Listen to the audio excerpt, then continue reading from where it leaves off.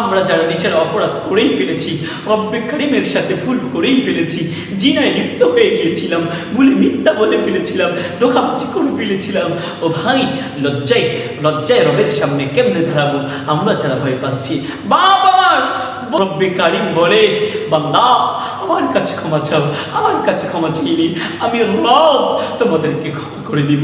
রব্বুল আলামিন তো সূরা ফুরকানের 65 নম্বর আয়াতে কারিমায় জানিয়ে দিয়েছেন, ওয়াল্লাযীনা ইয়াকুলুনা রাব্বানা ইসরিফ আন্না আযাব জাহান্নাম ইন্না আযাবাহা কানা গরামা। বান্দা, জাহান্নামের ভয়ে যদি আমি মালিককে একবার আল্লাহ বলে ডাক দাও, তোর সাকরাত শুরু হওয়ার আগেই যদি তুমি একবার আমি আল্লাহকে আল্লাহ বলে ডাক দাও, নিজের গুনার জন্য লজ্জিত হও, নিজের গুনার জন্য ভুল স্বীকার করো, আমি রব তোমার সমস্ত গুনাহ মাফ করে দেব। প্রিয় ভাই আমার বন্ধুরা, আসুন না তওবা করুন, এখনো সময় আছে। মৃত্যু কোন সময় চলে আসে